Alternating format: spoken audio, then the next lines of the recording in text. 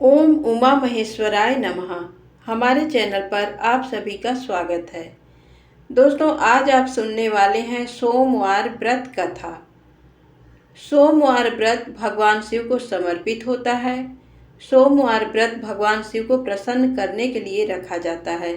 इस व्रत को करने से शिव भक्तों की सारी मनोकामनाएं पूर्ण हो जाती हैं। लेकिन व्रती को सोमवार व्रत का फल तभी मिलता है जब वो सोमवार व्रत कथा को सुनता है। इस कथा के बिना सोमवार व्रत अपूर्ण माना जाता है। आइए जानते हैं सोमवार व्रत कथा।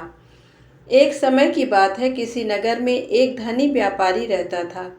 इतना सब कुछ होने पर भी वो व्यापारी अंतर मन से बहुत दुखी था, क्योंकि उस व्यापारी का कोई पुत्र नहीं था। दिन रात उसे यही चिंता सताती थी।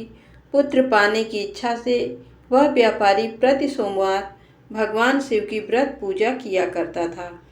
सायंकाल को व्यापारी शिव मंदिर में जाकर भगवान शिव के सामने घी का दीपक जलाया करता था।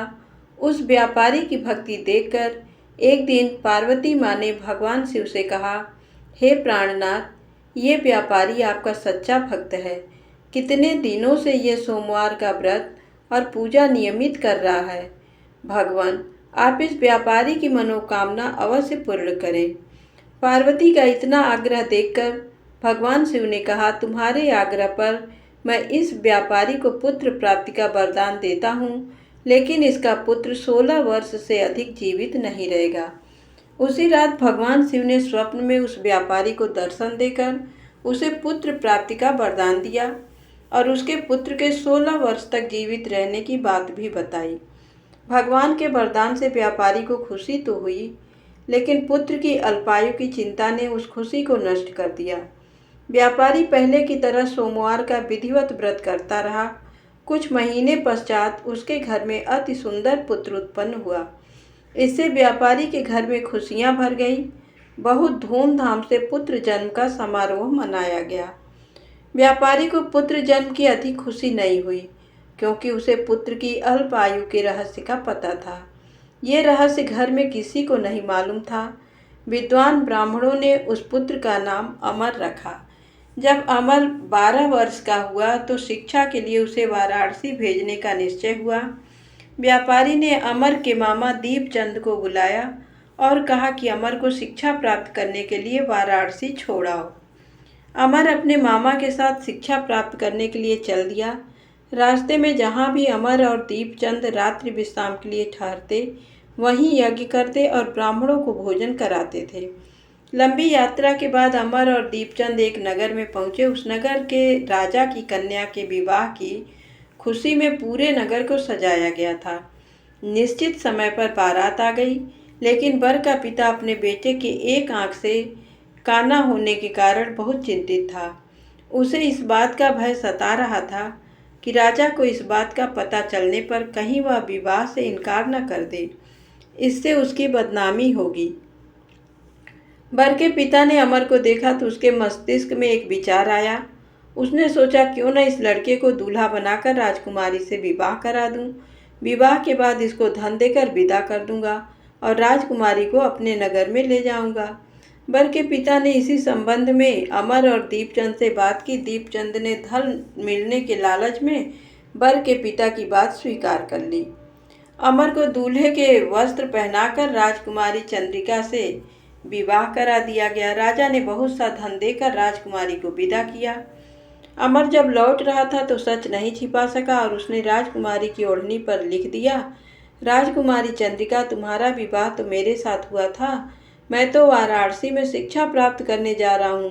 अब तुम्हें जिस नवयुवक की पत्नी बनना पड़ेगा वह काना है।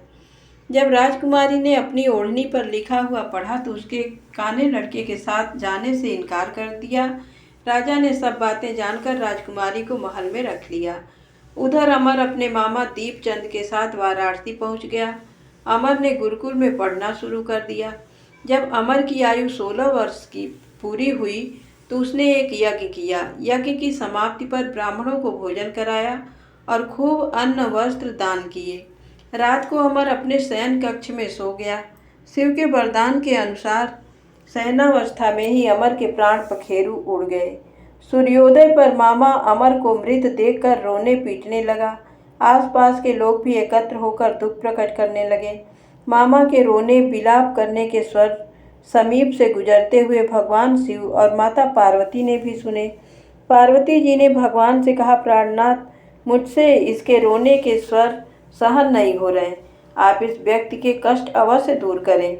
भगवान शिव ने पार्वती जी के साथ अदृश्य रूप में समीप जाकर अमर को देखा तो पार्वती जी से बोले, पार्वती, ये तो उसी व्यापारी का पुत्र है, मैंने इसे 16 वर्ष की आयु का वरदान दिया था, इसकी आयु तो पूरी हो गई। पार्वती जी ने फिर भगवान शिव से निवेदन किया, हे प्राणनाथ, आप इस लड़के को जीवित करें, नहीं तो इसके माता पिता पुत्र की मृत्यु के कारण रो रो कर अपने प्राणों को त्याग देंगे। इस लड़के का पिता तो आपका परम भक्त है, वर्षों से सोमवार का व्रत करते हुए आपको भोग लगा रहा है।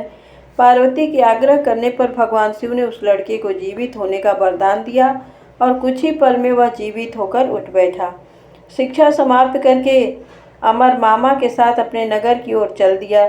दोनों चलते हुए उसी नगर में पहुँचे जहाँ अमर का विवाह हुआ था। उस नगर में भी अमर ने यज्ञ का आयोजन किया। समीप से गुजरते हुए नगर के राजा ने यज्ञ का आयोजन देखा। राजा ने अमर को तुरंत पहचान लिया। यज्ञ समाप्त होने पर राजा अमर और उसके मामा को महल में ले गया और कुछ दिन उन्हें महल में रखकर बहुत सा धन वस्त्र देकर राजकुमारी के साथ विदा किया। रास्ते में सुरक्षा के लिए राजा ने बहुत सैनिकों को भी साथ भेजा। दीपचंद ने नगर में पहुंचते ही एक दूत को घर भेजकर अपने आगमन की सूचना भेजी। अपने बेटे अमर के जीवित वापस लौटने की सूचना से व्यापारी बहुत प्रसन्न हुआ। व्यापारी ने अपनी पत्नी के साथ स्वयं को एक कमरे में बंद कर रखा था।